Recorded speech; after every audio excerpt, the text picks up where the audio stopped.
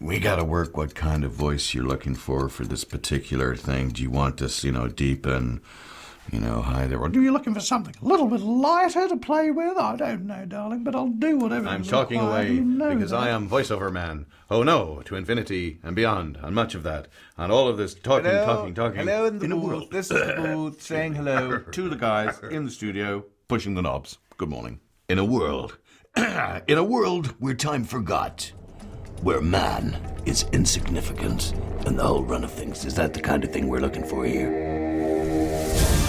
During the course of 1 week, the situation in the Middle East has deteriorated dramatically.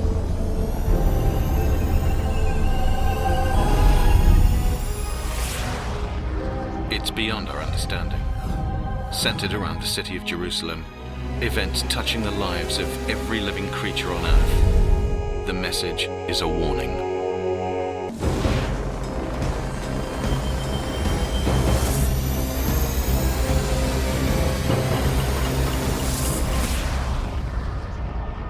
How could you not be completely absorbed by that little trailer? And I'm very pleased to be back here.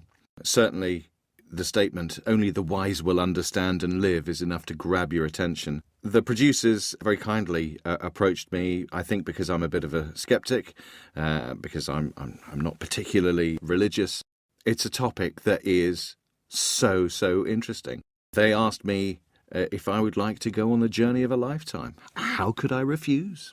So now I have this dossier with lots of documents in, and I'm not given too much information because together we're all going to explore this. But I have looked at a sort of an overview of where we're going, and if this transpires to be true, it's going to be life-changing for all of us.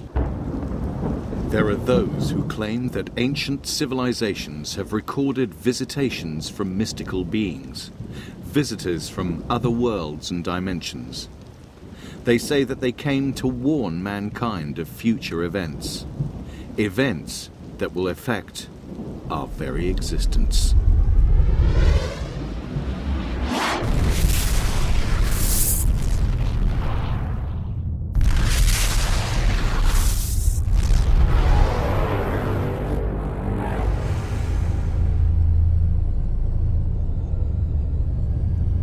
On May 14th, 1948, the first in the series of these events have become international news. It is claimed that now over 100 events have seen fulfillment with deadly accuracy. Tumultuous events are beginning to take place. Things are beginning to assemble that can place the human race in a situation it's never quite been in before in the same way to the same degree, but most people are so captivated by their own world and their own self-interest, their own pursuits, they're not seeing what's really happening, the gathering storm. There have been several major points in history where people thought the end of the world was impending and biblical prophecies were being fulfilled, but the world did not end. This time, it's different. The missing ingredient the previous times was Israel. That's no longer missing. It tells us not simply what is going to happen, but what we need to do concerning it or with regard to it. God gives the prophecy for our best interest, so we will know what kind of action to take in anticipation of these events. The question is it real? Is it actual? Is it so?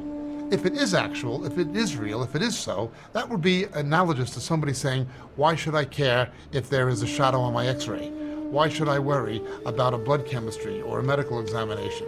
What's it to me? If it's real, if it's accurate, if it is so, its consequences become unavoidable to you. These events that are overtaking the contemporary world, particularly focused on the Middle East, will be universally cataclysmic if the scriptures are correct.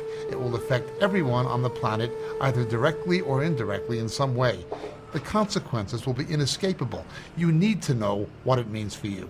Today, in the environment we live in, people cannot say, who cares what happens on Wall Street? Who cares what happens in the city of London or with the banking crisis? Directly or indirectly, you're going to be affected by it. It's going to affect everything from what you purchase, to your family holidays, to your retirement, to your pension. You can't say, Wall Street is so far removed from me, or what happens in international banks is so far removed from me, it's of no consequence to me. It is of consequence to you. We'll multiply that 1,000-fold. That is biblical prophecy.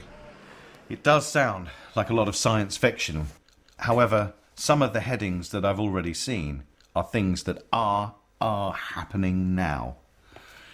So, in order to begin this journey, I think the first thing that we need to do is investigate the scrolls. Let's see if they can be authenticated. Let's see if they are what they profess to be.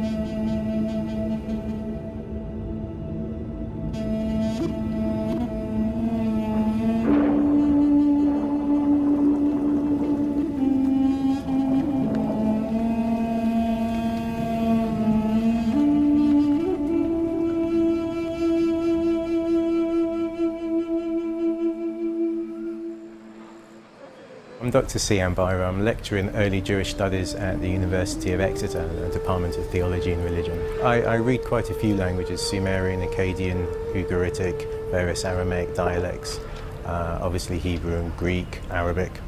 As you can see, we're in Jerusalem because this is where the Dead Sea Scrolls are kept, at the Israel Museum at a specially built place called the Shrine of the Book. Well, there's no doubt as to the authenticity of both the Old and New Testament. They are documents from antiquity. The Dead Sea Scrolls have shown us that the Bible, the books of the Old Testament, certainly existed more or less in the same form that we have them now in 2nd, 1st century BC. The New Testament, content-wise, is easily a genuine 1st century CE Jewish book. The Bible is clearly the most important book ever written. It's extremely special. It's a unique document written in 3 different languages by many, many different people from very different social and geographical backgrounds over a long period of time. It's a remarkable document that coheres very well, and you can see the different personalities of these different people coming through. You read the Hebrew of Jeremiah, it's very different to the Hebrew of Ezekiel. And yet, despite that, when you step back and look at the whole thing, it has a remarkable cohesion to it. So the point is, you cannot prove that the Bible is historical in every respect. That's not possible. It's putting an unfair burden of proof on the Bible, an unrealistic one. But the other point is that nothing has been discovered that has disproved the Bible. And actually a lot of things which have been discovered lend the Bible a certain credence. The prophet Daniel predictively alluded to something developed and expanded by Jesus, where people would become so absorbed with day-to-day life, their own careers, their own family plans, their own marital plans, their own ambitions, that they would become oblivious to things eternal or any interest in God. Jesus compared this to the days of Noah. People would be so encompassed in what was going on in their own personal lives that they didn't think outside of the parameters of their own self-interest. To the point that when things began happening, when events that they were warned of began to transpire, when they should have been getting ready to escape or should have been preparing for what was going to come, they were just so engrossed in their own world, they were not prepared except for the faithful remnant. The same as there were people who understood the events of the time in Daniel's day, there will be people in that character in the last days who will do the same thing. They'll be able to understand. But we're warned by Daniel, none of the wicked will understand. We're also warned by Daniel, there will be an escape. So, on that sobering thought, let's proceed. I'm now going to read our first 3 prophetic events. Israel will be dispersed, despised, and regathered. And these particular events are apparently a sign to the world. The apocalyptic countdown has begun.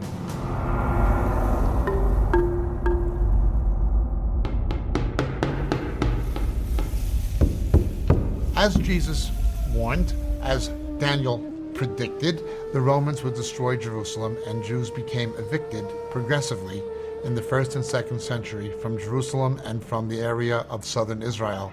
They were dispersed far and wide, certainly throughout Europe Asia, even into Africa and into the New World. This happened. Then the Lord will scatter you among all nations, from one end of the earth to the other. Among those nations you will find no repose, no resting place for the sole of your foot.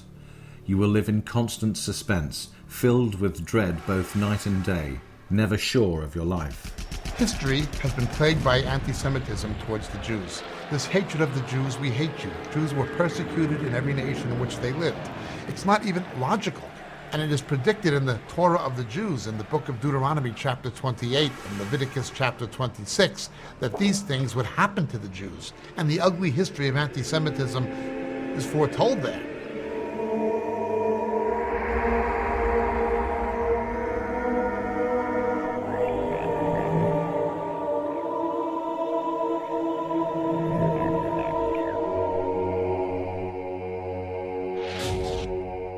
Isaiah wrote about this acutely, and Jesus, in no uncertain terms, spoke of the fact that they would have to come back to the land and to their capital. It was predicted, and it happened.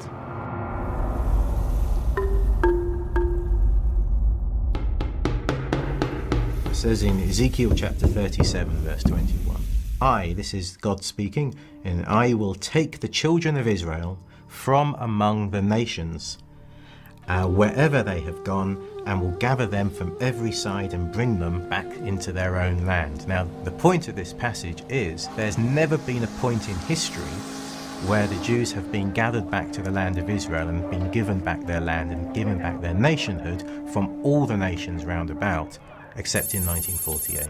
How can this nation be reborn in a day? How can the Jews go back to this ancient capital after being scattered among the nations for nearly 2 millennia? The scriptures said that would happen. When you see the Jews back in the land of Israel and back in their ancient capital of Jerusalem, according to the New Testament, that is a sign of the end. Jews were yearning to go back to Israel. For centuries, we direct our hearts toward Jerusalem, the navel of the world to us. Jews were hoping to come to Jerusalem all along.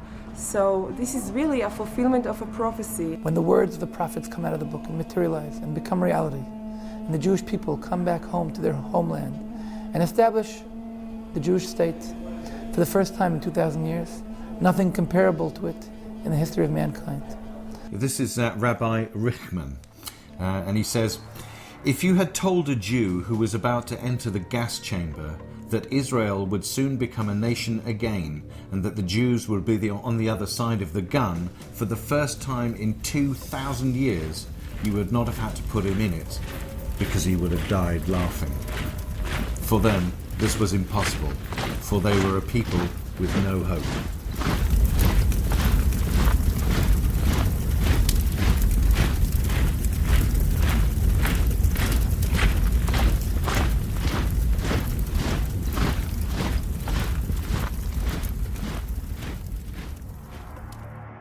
So we've looked at the prophecies of dispersion, and certainly there's every evidence to show that the Jews were dispersed from Israel. We've looked at them being despised. Adolf Hitler doing his very best to get rid of every Jew on the planet, hating them with a passion. Why? The head of Hezbollah says, if all the Jews gather in Israel, it will save us the trouble of going after them worldwide. Why do people hate them? Why is there such a strong anti-Semitic movement in the world? And the regathering, of course. 1948 sees the rebirth of Israel. It's interesting how the prophecies seem to be pretty accurate. This is a prophecy from Zechariah, and it's about 2,500 years old. And in the day I will make Jerusalem a burdensome stone for all peoples. All who lift it or burden themselves with it shall be sorely wounded, and all the nations of the earth shall come and gather together against it.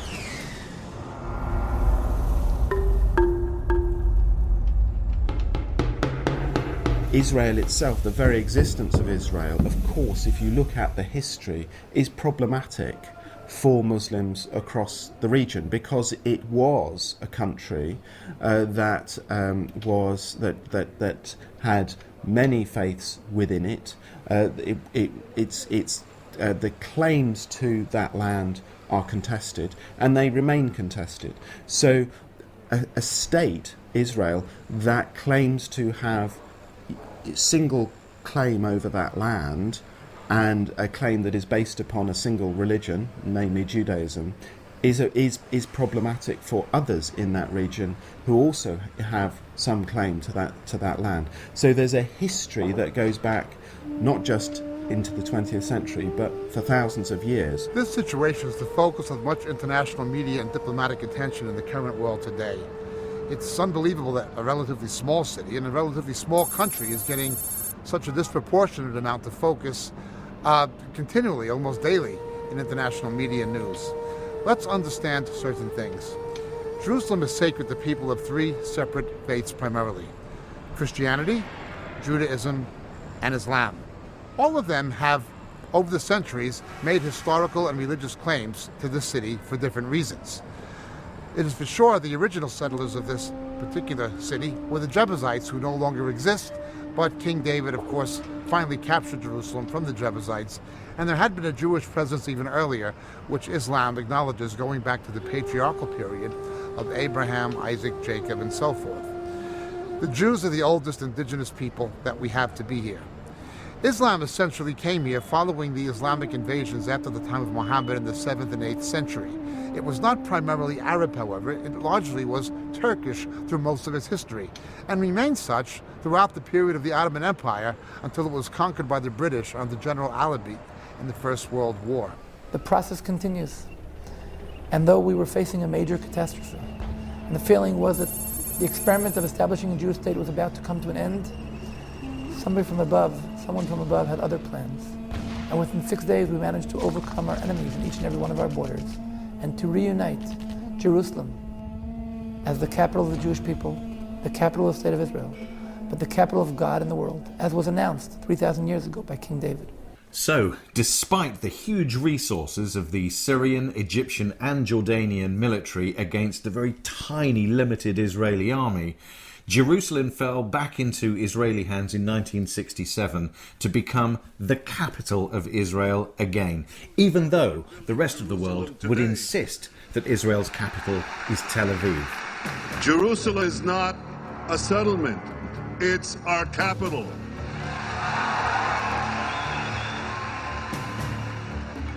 Moving on, Zephaniah, and this is taken from about 622 BC. Then I will restore to the peoples a pure language, that they all may call on the name of the Lord, to serve him with one accord.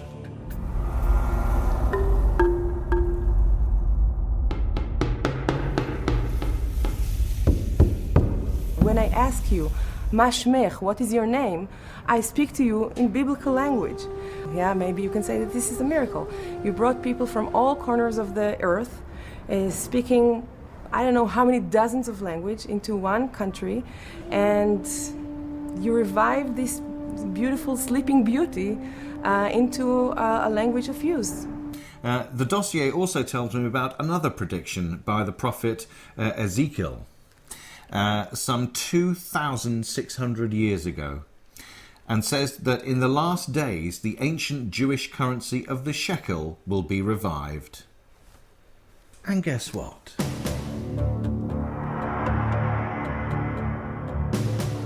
Dispersed, despised, regathered with Jerusalem as its capital, language restored, and of course the shekel. All predicted, all true. So you can look at this two ways right now.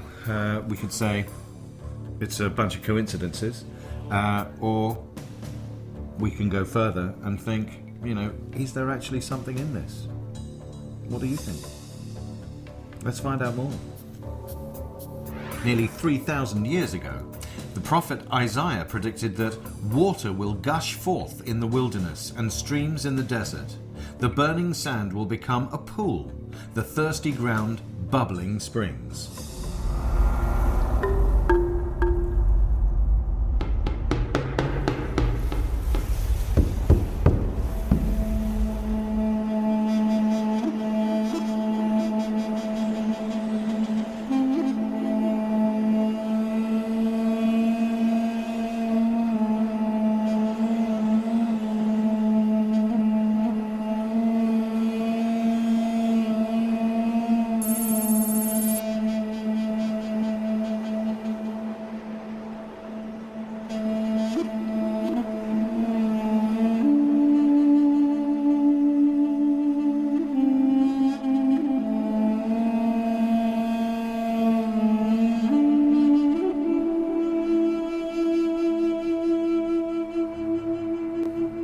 This is Isaiah 740 BC. I will set pines in the wasteland, the fir and the cypress together. In days to come, Israel will take root. She will bud and blossom and fill the world with fruit. They will say, this land that was laid waste has become like the Garden of Eden. The desert and the parched land will be glad. The wilderness will rejoice and blossom. Like the crocus, it will burst into bloom. Every prophecy is a powerful sign, a warning marker for the skeptic. From wasteland to Garden of Eden, the land will be transformed. It was predicted and it happened.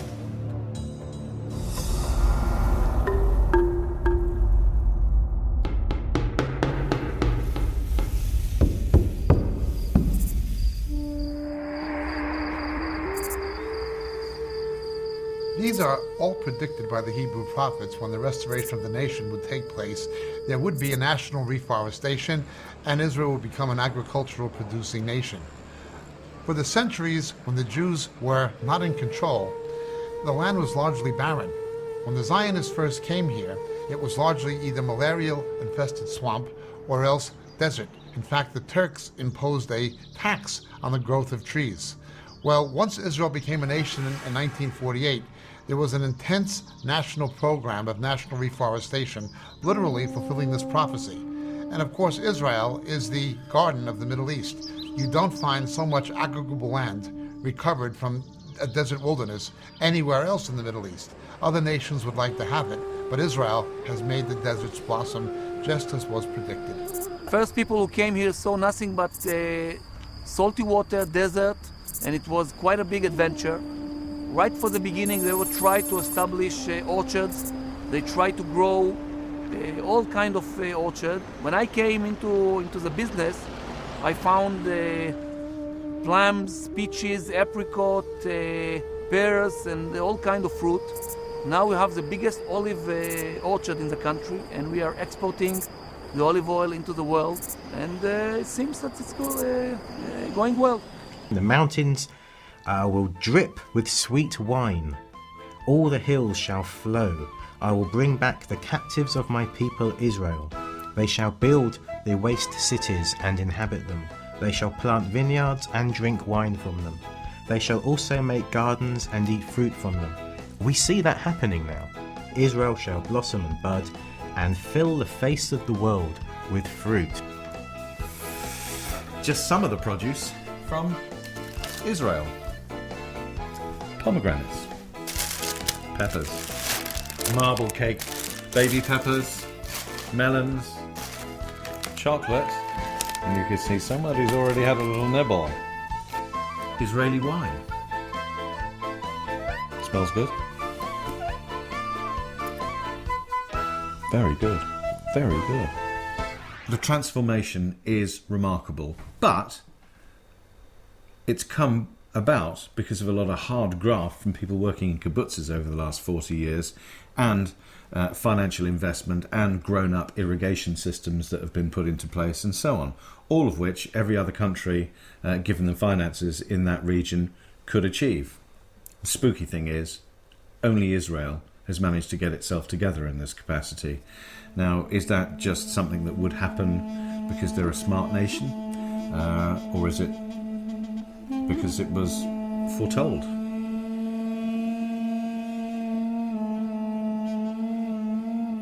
So, Israel is in place again. Jerusalem is at the heart of everything, and the land is blossoming.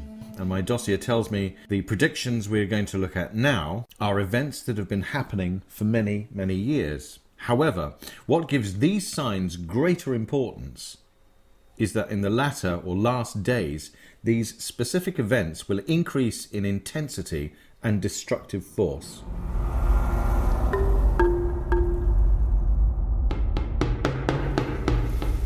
The scriptures speak of 4 kinds of calamity that will take place as we approach the end of the age.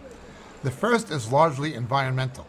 Things such as natural disasters, pestilence, famines, things of this nature, increases of disease, food shortages, and so forth. So according to the prophecies, we will see an increase in catastrophes.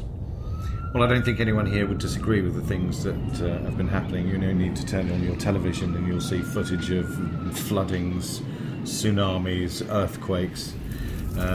It seems all too common. In fact, so much so, I think in the last 5 or 10 years, we've seen so much television footage of these natural disasters that you're kind of used to it. It's not shocking anymore. The other category are wars and rumors of wars, catastrophes that are man-made, most of them based on ethnic tensions between ethnic nations. You will hear of wars and rumours of wars. Nation will rise against nation and kingdom against kingdom. There will be famines, earthquakes, signs in the sun, moon and stars. Nations will be in anguish at the roaring and tossing of the sea. Men will faint from terror, apprehensive of what is coming on the world. Such things must happen. All these are the beginning of birth pains. So that means more natural disasters, more often. And it seems like we're seeing evidence of that now. Changes in society will trigger the final events where there will be no turning back. It was predicted, and it is happening. Lawlessness, moral decline, and the greed is good culture.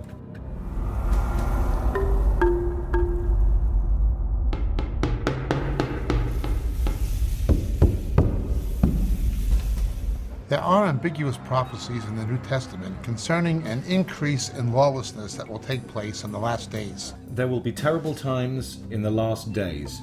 People will be lovers of themselves, lovers of money, boastful, proud, abusive, disobedient to their parents, ungrateful, unholy, without love, unforgiving, slanderous, without self-control, brutal, not lovers of the good, treacherous, rash, conceited, lovers of pleasure. Now that Western society has become increasingly post-Christian and neo-pagan, we find that with that trend, there is a trend towards the decline of established moral values. Child abuse, granny rape, the drug culture, mindless crimes. But again, it's ambiguous. It applies to what happens in society generally, but also what happens within the Christian church.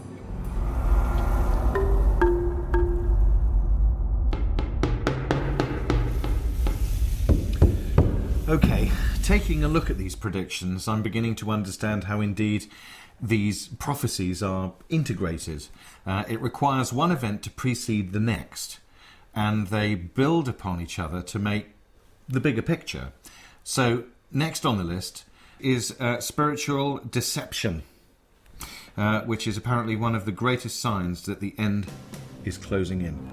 Mass spiritual delusion will captivate millions as they seek signs and wonders, opening a door for the greatest delusion of all time. It was predicted, and it is happening. Over the years, there's been an increase in the number of people that have contacted Reach Out Trust that feel they have been deceived by some churches that they went to, by some groups that they thought were Christian and were not. And they found that in the end, it's not the truth as they were told it to be.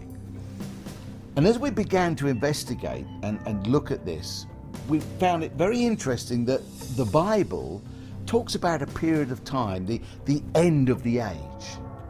And it says that in this period of time, at the end of the age, this very deception that these people have is going to increase. The thing reiterated by Jesus the most was undoubtedly deception within the Christian church.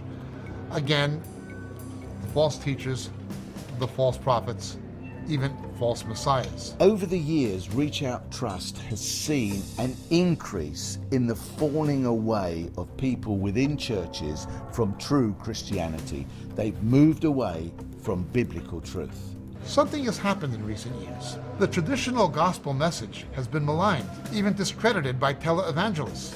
Born again has become a household joke associated with religious con artistry. Unfortunately, people will tend to dismiss the traditional Christian message because of this financial con artistry that's conspicuous to everybody, ignoring the fact that Jesus himself warned it was going to happen. Many would come in his name and lead many people astray. This is something the scriptures speak of as the great apostasy, the departure from the truth. I think most of the blame for this should be set very squarely at the foot of Christianity, which as an established religion has done its best to completely discredit the Bible as a document and make even the person of Jesus, who, if you just ignore Christianity, Jesus is an extremely attractive personality with a lot of very good things to say, but people get put off investigating these things because of the way Christianity is and presents itself. And yet the Bible is the backbone to Christianity, is it not?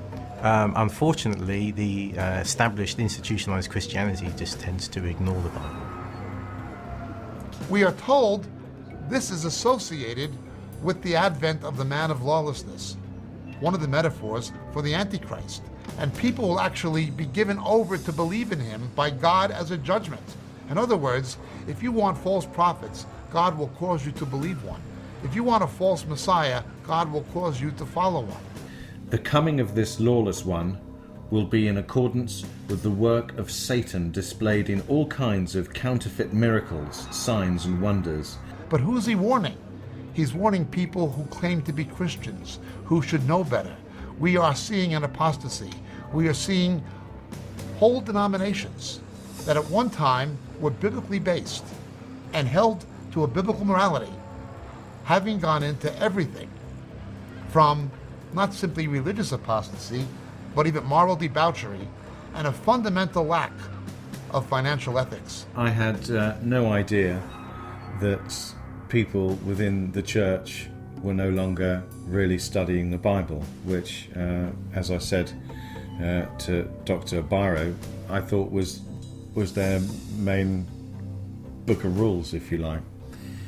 So if people aren't studying the Bible and are not knowing what it's saying, they're therefore relying on preachers who are preaching whatever seems to be on their mind and important to them on that day. As the world strains under the weight of humanitarian issues, mankind will desperately seek a leader, a savior. It was predicted, but will it happen?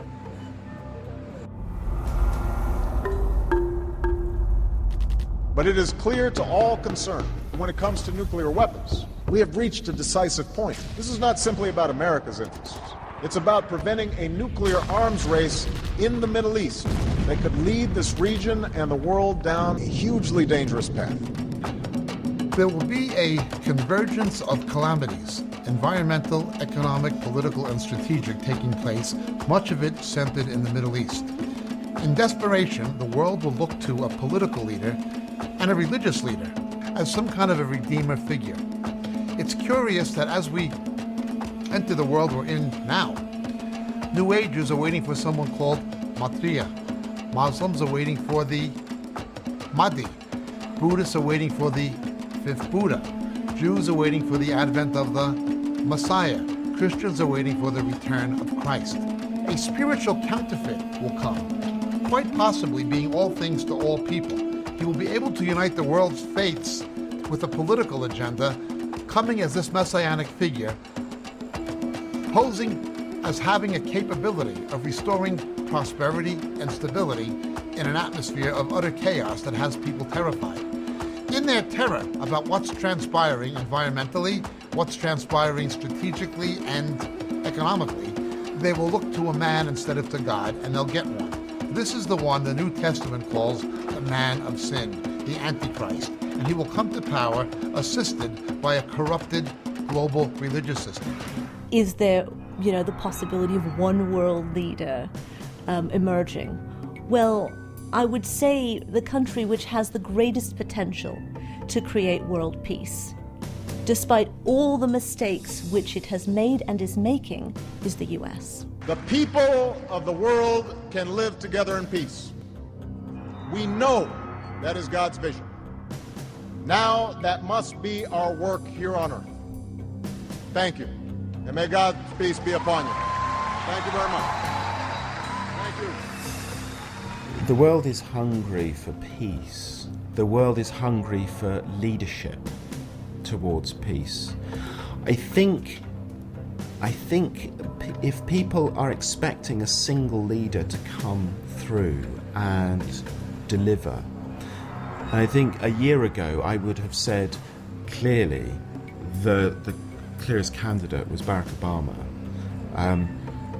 then I think Barack Obama himself has demonstrated that the model of a single person coming through, knocking heads together, if you like, and then solving these issues, it's really never going to work. We need a leader, and we need a core of people surrounding that leader, not just one man, but we need the leader to deliver the message. In other words, a new world order, not the sort that you hear about on conspiracy theory websites, not the sort that's all about chipping people and, control of some inner coterie, but a new world order which actually works for everyone and creates prosperity and starts with regional infrastructures and eventually moves towards a proper, prosperous, global civilization of which everyone on the planet can be proud, and which leads to a new, a new age for mankind. I'm not saying that's what we're necessarily going to wind up with. I'm saying that with the right kind of leadership, well, I'm a positive person. I mean, it's very difficult not to, to do this sort of work if you're not, because you'd be constantly depressed. But no, so what you're really wondering about is the flip side. I've presented the positive vision of the New World Order, and you're saying, what's the negative side of the New World Order? Oh, right, well, that's actually not so hard. Cannot move towards a world government without a crisis and without people losing faith in their national sovereignty. They need to have confidence in something that'll supersede that and that'll rescue them, in essence. We could wind up in a situation where an attack by Israel on Iran actually triggers a series of orchestrated events around the world through Iran's proxies. As a result of that, we wind up with people being scared. And they'll be scared because the war is effectively, in that case, going to be brought to their doorstep. It's not something which is happening in the Middle East. It's not something which is happening, on board a ship in the Straits of Hormuz. It's something which is actually happening in their day-to-day lives. And if there were a series of such orchestrated attacks, then I think you'd be looking at people wanting some kind of leadership, someone who could protect them. And then you would be looking at state control. They'll say, keep us safe. They will be handing themselves over to the state and saying, what can you do to keep us safe? And yes, that could result in the wrong sort of New World Order. That could result in tyranny. That could result in the rise of leaders of the Hitler type. The victim of one world leader turning into a Hitler will be democracy, justice, freedom. There'll be nobody to fight that leader. In various countries during the 20th century, you had the rise of despots, you had the Hitlers, you had the Stalins, you had the Mao Tse-tungs, you had the Pol Pots. All at that stage, at the national level, could be contained. They caused, like Hitler, caused world wars, but there was a group of countries that fought against them, managed to stop them. Freedom was not the victim in the end. Democracy was not the victim in the end. Imagine no nation states. Imagine one global government and someone like Hitler coming to power. What's to stop that? Who's to fight him? We hope that never happens, because that what it would do for our civil liberties and what it will do for, the nature of man himself is frightening.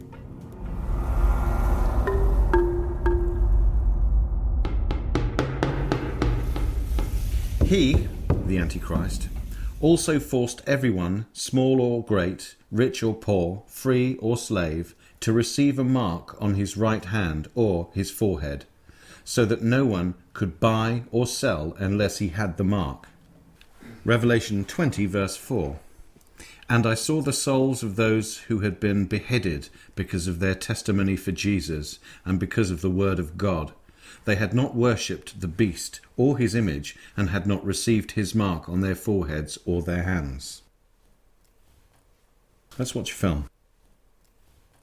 The scriptures speak of a new kind of currency that will take place, some would suggest in the form of some kind of a microchip, on the forehead or on the right hand, by which people will be able to buy and sell, but not be able to buy and sell without it. Increasingly, financial institutions are looking to new technologies to cope with this problem of finding a means of currency that will function the way credit cards do, but will not be a credit card. That will not be something that which you can easily counterfeit or easily defraud someone with. Well, obviously, implantation is the direction these technologies are generally taking. The next revolution, unquestionably, is going to be nanotechnology. That's the ability to create structures that will manipulate matter at the atomic or molecular level. The way that could manifest is in various small chips, turning human beings into walking technology. Implantation is already beginning to take place experimentally on humans. The essential technology already exists.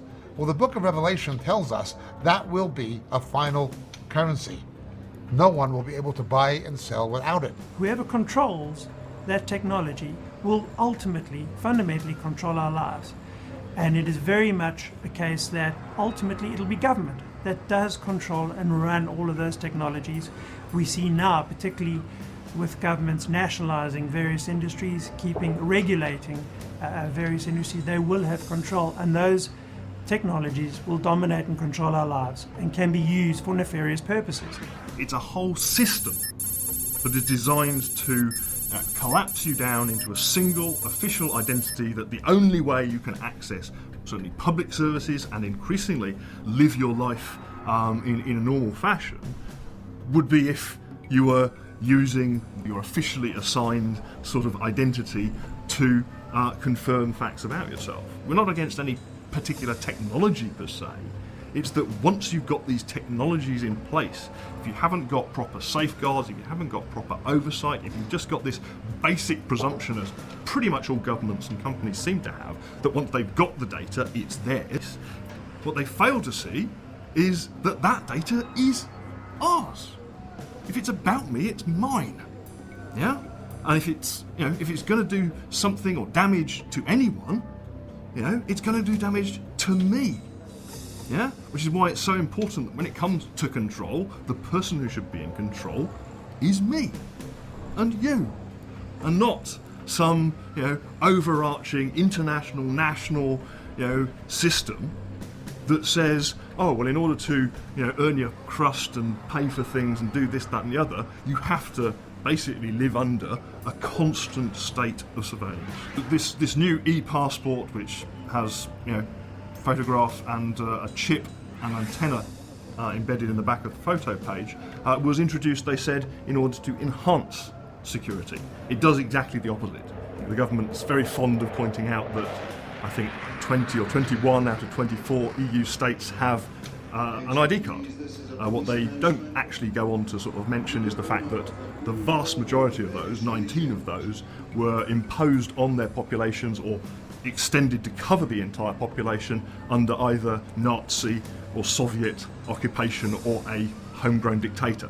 And we have to learn from history on this one. We can't just assume because, oh well, it's the 21st century now, Hitler, Stalin, Mao, Pol Pot, all these people, that's all in the history books, that all happened then, it couldn't possibly happen again. I'm afraid that would be very, very naive. The very fact that one person can be identified as being a part of one group and another person can be identified as being another group can end up being a death sentence. So we've really got to examine whether these prophecies that were made, let's not forget, over 2,000 years ago, is the technology there when they were talking about, Jacob was talking about the mark being on the right hand or on the forehead, the mark being a potential microchip containing your banking details, so your credit card or your credit history, and your ability to buy and sell. Well, when you examine it like this, you think, well, this is the technology is unquestionably there. I have 2 dogs; they're both chipped. The wherewithal is there. It's a relatively simple process, and it certainly can happen. It may probably be happening in test sites around the world as we speak. Scary to think about it. And another thing that crosses my mind is it's clearly stated that it's the right hand. Why would it be the right hand? What significance is that? And if you don't play ball with these people, you get your head chopped off. In what part of the world would that happen? Does that happen? Certainly worth thinking about.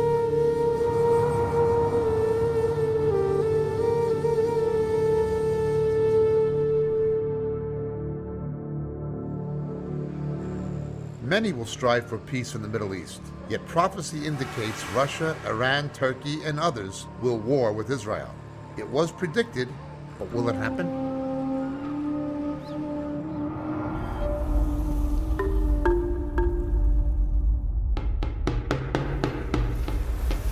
Both the book of Revelation and the prophet Daniel speak of this last 7 years of human history being divided into two halves.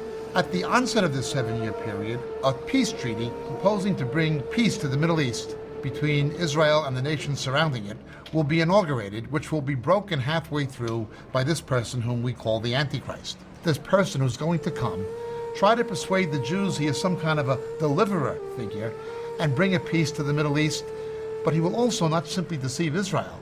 He will deceive the nations. He will come as a man of peace, but he'll actually be a man of war. If you look at the history of the resolution of intractable conflicts, it's often the most radical people, the ones most stuck in the mud, most difficult to move, who in the end are the ones that create peace, primarily because they are able to bring the majority of their constituency with them. I'm optimistic still that a figure like Netanyahu can create consensus or move Israel in the right direction. That's not based on any fact, because anybody that looks at the situation today, anybody you talk to, will be quite pessimistic about the outcome. But solutions can come out from nowhere. If Israel is going to survive, it has to become part of a wider architecture, and that is going to have to be orchestrated by the US. Too much blood has been shed. All of us have a responsibility to work for the day when the mothers of Israelis and Palestinians can see their children grow up without fear. When the Holy Land of the three great faiths is the place of peace that God intended it to be. Does the US step up to the plate, or doesn't it? We'll wait to see. We hope the news will be good, because if not, I see a very, very destabilizing effect for the region and for the world. Notice now how many people have pushed for peace treaties and they've not worked. Oslo being one of them. Oslo I, Oslo II, Camp David. None of these peace treaties have been able to deliver what they promise. Well, none of them will be able to deliver what they promise. The worst is yet to come. Daniel also predicted that when these events do transpire, we are going to see Persia, that is Iran, emerging as a strategic threat to Israel's existence, leading up to some kind of a terrible conflict. Today, an unprecedented threat to humanity looms large. A radical Iranian regime, armed with nuclear weapons, could bring an end to the era of nuclear peace that the world has enjoyed for the last 65 years. I mean, yes, Ahmadinejad has made these statements, but again, they can be explained in terms other than desiring a nuclear holocaust. Do I really think, despite the rhetoric Ahmadinejad's used about wiping Israel off the face of the earth and so on, I don't think so. I really don't think that's what we should be worrying about. I think a more likely scenario for the exchange of nuclear weapons is things getting out of control. You've got the Israelis with nuclear weapons. They're unlikely to use them, I would say, first, but they might get into a threatened situation and then find that it's very difficult not to use them. If you had a situation in which Israel went to war with Iran, how is Iran going to respond? Well, it's going to respond through its proxies. And this is where you wind up with a global catastrophe. Because they do have capability. Whether we like it or not, they have capability in probably on every continent, in every city, and maybe even in many smaller regions around the world. And we know that. So it will be very difficult to prove who's doing what, but we will suddenly see at that moment a spark of international terrorist activity some of which will be copycatting, much of which will be inspired as a result of, or orchestrated directly through Iran. So I think that is the greatest danger, and that's the thing that needs to be avoided. Why would Russia align itself with Iran when Russia itself is afraid of what Iran represents, Islamic fundamentalism? It does not seem to make any strategic sense or any logical sense, except that Russia could see Iran as a mechanism to bring about such an instability in the Middle East where Arab oil would no longer be reliable and the value of Russian oil and natural gas would go through the roof, making Russia the new Saudi Arabia. That is one possible explanation some people have cited. Whatever explanation you wish to give to what seems to be illogical behavior by Russia, by arming Iran, by giving it certain kinds of technologies, one thing is for sure. We are told by Ezekiel, Russia, Turkey, and certainly the nations of Soviet Central Asia, as it was once known, will come into some kind of a military confederation with Iran in order to invade Israel, but it will fail due to divine intervention that will in part involve natural disasters. Now, Russia has actually used Iran in many respects up to this point.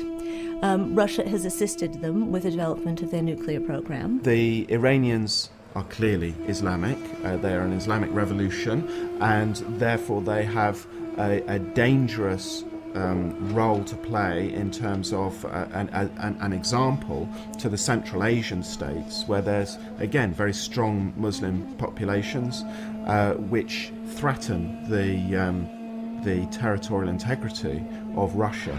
Nevertheless, in terms of strategic relationship, Iran has oil. Iran is a big player in the region.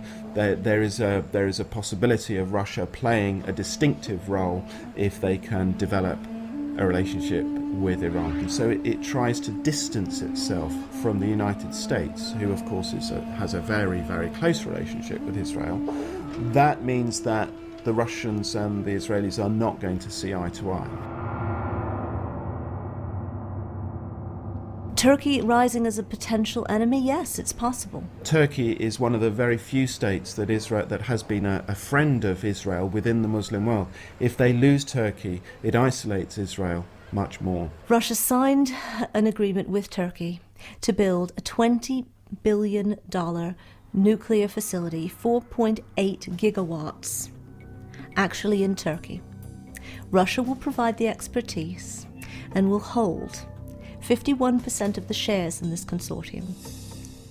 Now you tell me what that means for the region. Turkey actually has power, and its power, it has the power to create great peace in the region, actually, through its economic enterprises and Davutoglu's vision, their current foreign minister's vision.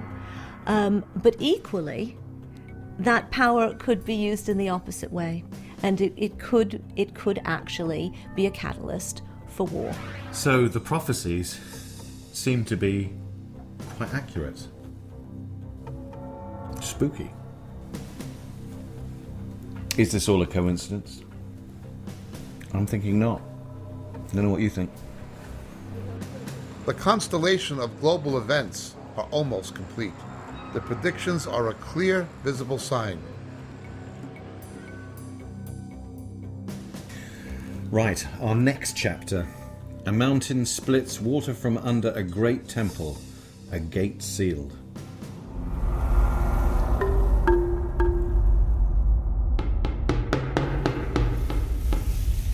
On that day his feet will stand on the Mount of Olives east of Jerusalem, and the Mount of Olives will be split in two from east to west, forming a great valley. On that day living water will flow out from Jerusalem, half to the Dead Sea and half to the Mediterranean Sea. The Hebrew prophet Isaiah said the return of the Messiah would actually commence in southern Jordan around the rock fortress city of Petra, but the Messiah would stand on the Mount of Olives. This exactly echoes what is said in the New Testament. When Jesus ascended from the Mount of Olives, he would return in the same way to the same location. And the Mount of Olives would split, presumably at the cleft where there's a known fissure. It's also predicted that water would come from underneath a water table in Jerusalem and flow in the direction of the Dead Sea. My name is Assert. I've been working in the site of the City of David for almost 10 years. I'm an archaeologist trained at the Hebrew University of Jerusalem. Israel is situated along the Syro-African Rift, the fault line that separates between Europe and Africa. Earthquakes have affected this region from antiquity. The prophets talk about how, in the end of days, an earthquake will split Mount Olives in half, and the waters of Jerusalem, like these below us, will both flow to the Dead Sea and to the Mediterranean. But where we are now, as we said, earthquakes have affected this region and have the potential of changing its topography. The man brought me back to the entrance of the temple, and I saw water coming out from under the threshold of the temple towards the east.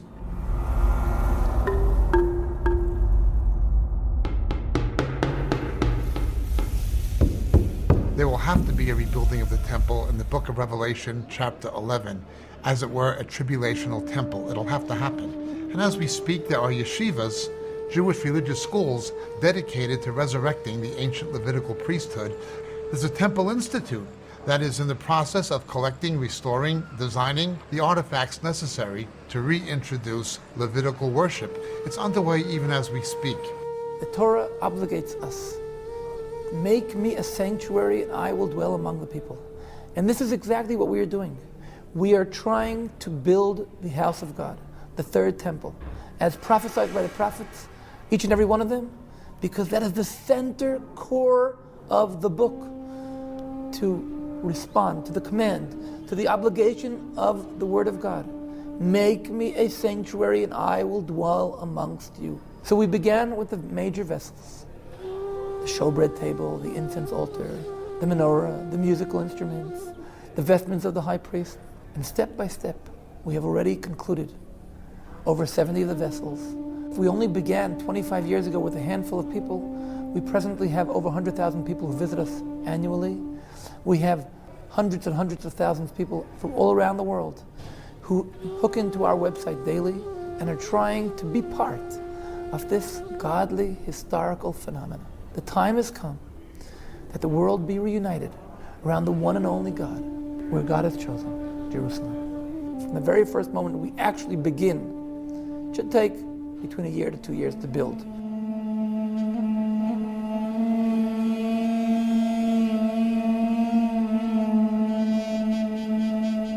Then the man, an angel, brought me back to the outer gate of the sanctuary, the one facing east, and it was shut.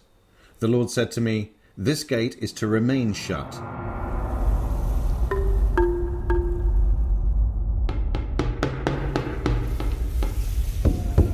We have a prophecy in the book of Ezekiel that the east gate would be, as it were, blocked up or plugged up. Suleiman the Magnificent, understanding the Jewish belief that the Messiah would come through the east gate, put a cemetery in front of it because Jews would be ritually defiled had they tried to enter through the east gate via a cemetery, having even indirect contact with the corpse. But he also cemented it up, fulfilling this prophecy unbeknownst to him. However, God's Spirit will again enter through that gate at the end of the age. Despite the desires of many people over the centuries really to reopen it, it still remains closed, as Ezekiel prophesied it would. It's entirely visible today, again, opposite the cleft in the Mount of Olives, overlooking the Kidron Valley, in the wall of Jerusalem on the east side of the old city. Still there, just as Ezekiel said. Ezekiel again. The man brought me back to the entrance of the temple, and I saw water coming out from under the threshold of the temple towards the east. This water flows towards the eastern region, and it goes down into the Arabah, where it enters the sea. Swarms of living creatures will live wherever the rivers flow. There will be large numbers of fish, because this water flows there and makes the salt water fresh. So where the river flows, everything will live.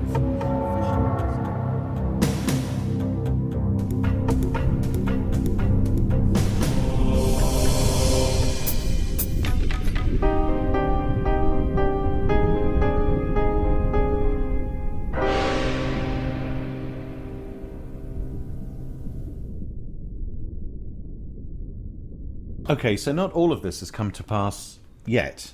The temple is still to be built, if it's to be built, but certainly looking at it, preparations are very much underway, down to finite detail. It's almost as though they're looking at the prophecies as an instruction manual in terms of what to make for the Messiah. We've seen evidence of water under Jerusalem, so something that was predicted 2,500 years ago seems to be based pretty much on fact. It's all proving to be very, very feasible and very possible, and very spooky that it was predicted 2,500 years ago when they didn't know about fault lines, and we've just seen that Jerusalem is on top of a fault line. Israel didn't exist until 1948, so again, the whole we can't say coincidence. There's something going on here. There's something that is seemingly real about all these prophecies. Moving on, the rise of an Eastern superpower and the construction of a great dam. Jesus speaks in his revelation to the Apostle John. Release the 4 angels who are bound at the great river Euphrates, and the 4 angels who had been kept ready for this very hour and day and month and year were released to kill. The number of the mounted troops was 200 million. I heard their number. Another revelation. The 6th angel poured out his bowl on the great river Euphrates, and its water was dried up to prepare the way for the kings from the east. Then they gathered the kings together to the place that in Hebrew is called Armageddon.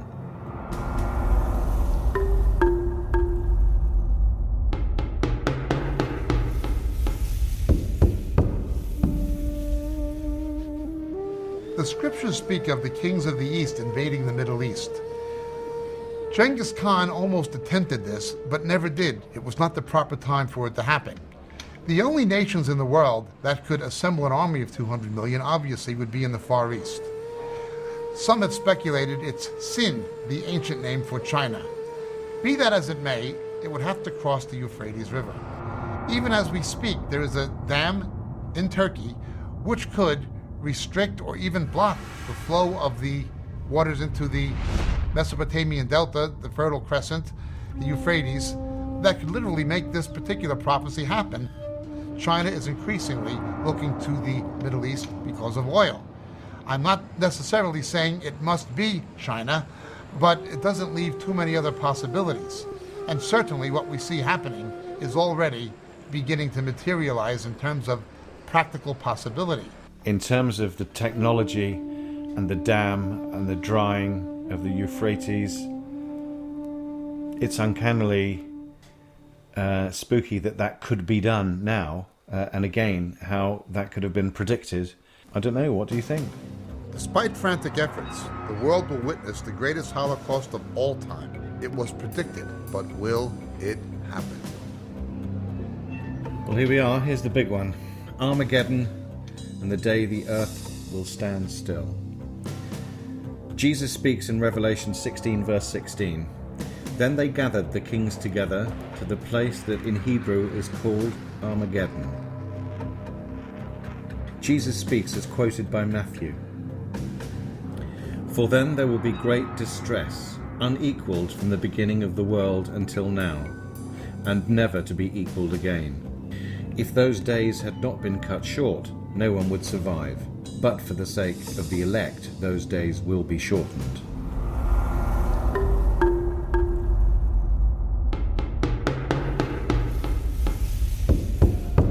There are all sorts of ways in which one can cut the cake, if you like. You could say, for example, that the Americans and Russians, between them, possess 97% of the world's nuclear arsenals. In that sense, if there was going to be an accident or some war and all-out nuclear exchange, then it's most likely to be between those two. Out of the states with nuclear weapons, it's very difficult to pin, though I would say of them, Pakistan is probably the biggest problem. But then again, Israel, I haven't mentioned Israel. Israel exists in a very difficult relationship with its neighbours, and although none of its neighbours yet have a nuclear weapon to balance them, and nobody really seriously thinks that Israel will launch nuclear weapons anytime soon, it could very quickly get into some sort of conflict situation where nuclear weapons may come into play.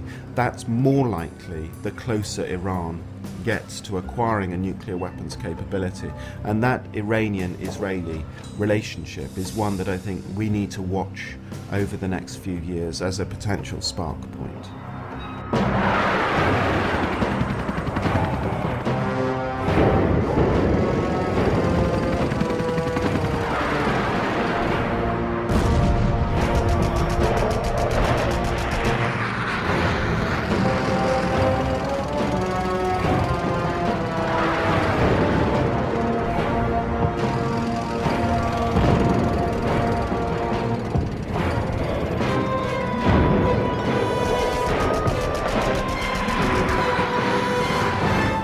Jeremiah 25, verse 33. At that time, those slain by the Lord will be everywhere, from one end of the earth to the other. They will not be mourned, or gathered up, or buried, but will be like refuse lying on the ground.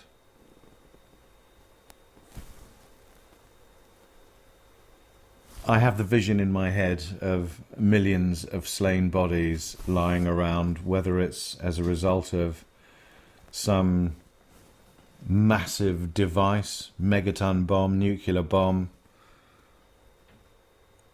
But from what this is saying, it is talking about the whole globe. It's utterly frightening and sadly possible. If nuclear weapons were used, either in the Middle East or I would say in the India-Pakistan relationship, you would, or if you had a nuclear weapon explode in London or New York or Paris or any city in the world, it would be a game changer. You know, September the 11th multiplied 100. And the reason for that is because people would recognise the vulnerability of modern society. You would get a significant immediate reduction in the confidence of urban living. You know, you would get a change in the way people related to each other on the international scene. And then you'd have two significant options. You'd have, we all need nuclear weapons to defend ourselves option, business as usual, but actually everybody engaging, and a distinct deterioration of security, and then a sort of Mad Max scenario. Or you could get a recognition that actually the problem, the threat from nuclear weapons is the nuclear weapons themselves, and we need to triple or multiply our efforts to get rid of them once and for all. And I know that's an optimistic scenario. You know, nuclear weapons are used and then everyone wakes up to their senses. But we will face that choice. We are specifically warned by Jesus that unless he returned, no human flesh would be saved. The human race would bring itself to the point of extinction. Technologically, that was not possible until the 20th century. It is easy to see how if there is a nuclear exchange in even one area of the world, it could easily spill over into a tinderbox effect globally. It was not possible either strategically or technologically up until the 1940s, but it's certainly possible now. Well, that certainly put a very harrowing image in my head. I don't know about you. We know that the Middle East is a political hotspot. We know the oil is an issue. We know that mankind certainly has created the ability to wipe itself out, with the Russians having something in the region of 13,000 nuclear warheads. The Americans, 9,000. In Britain, we've got something like 160. The technology is there, the firepower is there. It could happen. It could happen. It's an awesome thought. And I'm sure ever since the nuclear bomb was conceived, it's been a fear in the back of everybody's mind, certainly mine.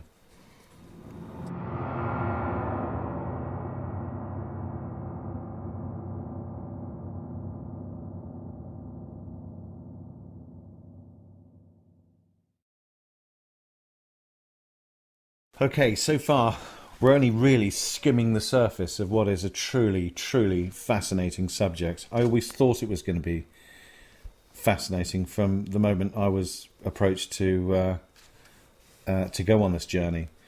However, coming so far, it's very interesting, it's very scary, and a lot of me is thinking, yeah, how can we stop this? How can we prevent it? I'm not entirely sure whether we can. So let's sum up what we've looked at so far. As Jesus warned, as Daniel predicted, the Romans would destroy Jerusalem and Jews became evicted progressively in the 1st and 2nd century from Jerusalem and from the area of southern Israel. History has been plagued by anti-Semitism towards the Jews. This hatred of the Jews, we hate you. Jews were persecuted in every nation in which they lived. It's not even logical. And it is predicted in the Torah of the Jews, in the book of Deuteronomy chapter 28 and Leviticus chapter 26, that these things would happen to the Jews. I will take the children of Israel from among the nations, wherever they have gone, and will gather them from every side and bring them back into their own land. Now, the point of this passage is there's never been a point in history where the Jews have been gathered back to the land of Israel and been given back their land and given back their nationhood from all the nations round about, except in 1948. And though we were facing a major catastrophe, the feeling was that the experiment of establishing a Jewish state was about to come to an end, someone from above had other plans. And within 6 days, we managed to overcome our enemies in each and every one of our borders and to reunite Jerusalem as the capital of the Jewish people, the capital of the state of Israel, but the capital of God in the world, as was announced 3,000 years ago by King David. We brought people from all corners of the earth, speaking I don't know how many dozens of languages into one country, and you revive this beautiful sleeping beauty into a language of use. In the last days, the ancient Jewish currency of the shekel will be revived. And guess what?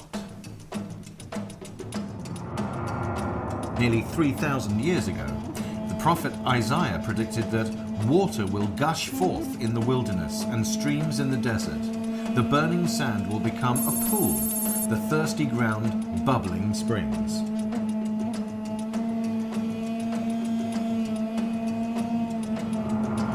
First people who came here saw nothing but salty water, desert.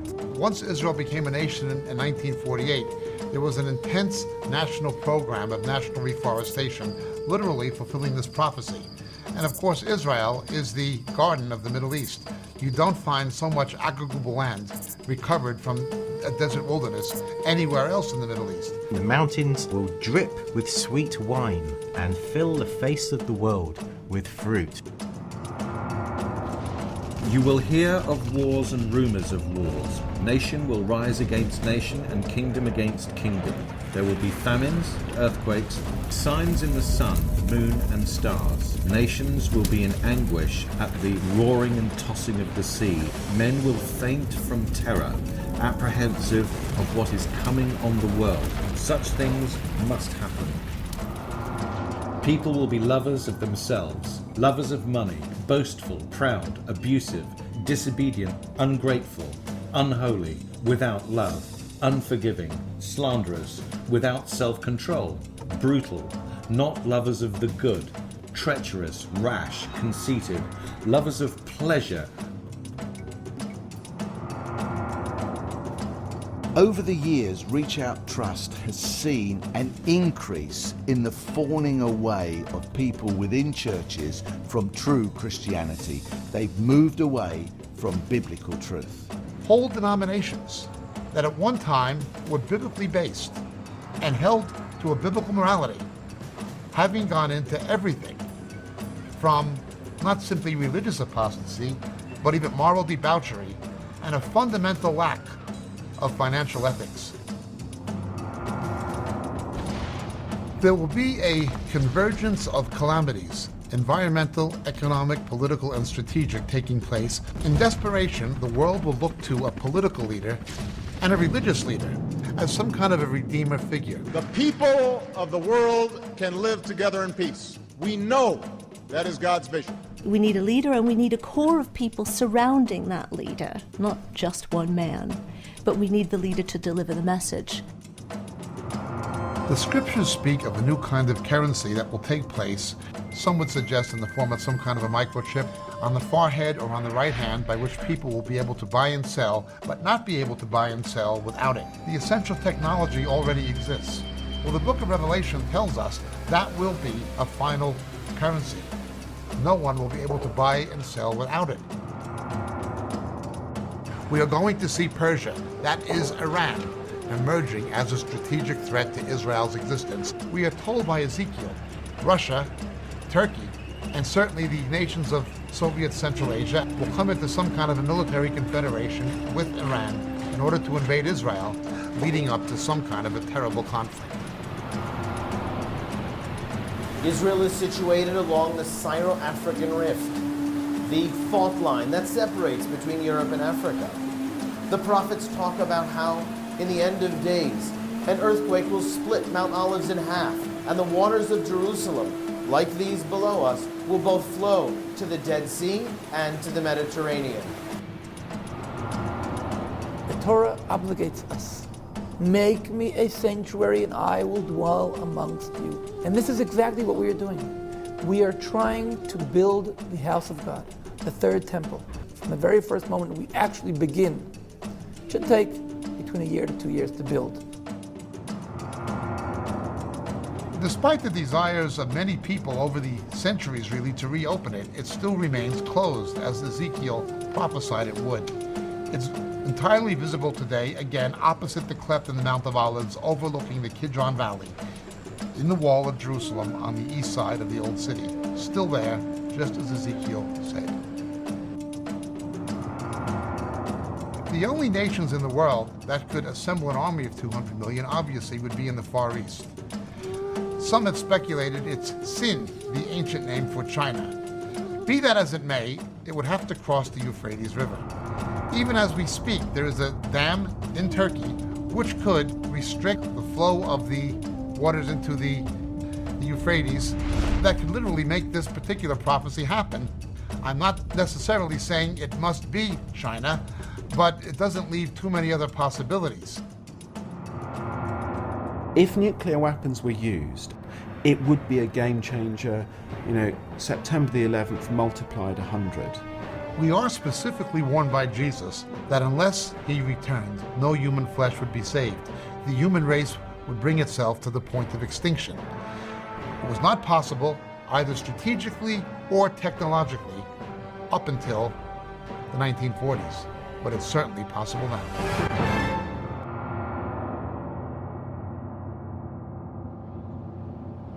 The same as there were people who understood the events of the time in Daniel's day, there will be people in that character in the last days who will do the same thing. They'll be able to understand. But we're warned by Daniel, none of the wicked will understand. We're also warned by Daniel, there will be an escape. And so the New Testament likewise teaches, when these events begin to unfold, at some point there will be, for the righteous, a way of escape. Well, we've all seen the same thing, and it's fascinating. First of all, we've got to accept whether or not what we've seen is going to come to pass in the future, in the not too distant future, from the looks of things. I think there are only two conclusions that you can make. One is that it's all rubbish. It's not true, and it's not going to happen, and therefore we have nothing to worry about. We might as well go off and say, well, that was quite entertaining, and have a good rest of your lives, which is fine. The other is that you accept that this is the future, and then you have to work out how you're going to deal with it, and what you're going to do about it, and that, to me, is the hardest. Easy to walk away. I found this a most amazing journey. Really, really interesting and worrying all at the same time, but it's left me wanting to find out more. I'm now going to leave you in the very capable hands of Jacob. I want people to examine the evidence and come to a conviction for themselves. I honestly believe, I'm in fact absolutely convinced, that people who will honestly examine the evidence with due consideration will be astounded at the conclusion they will arrive at.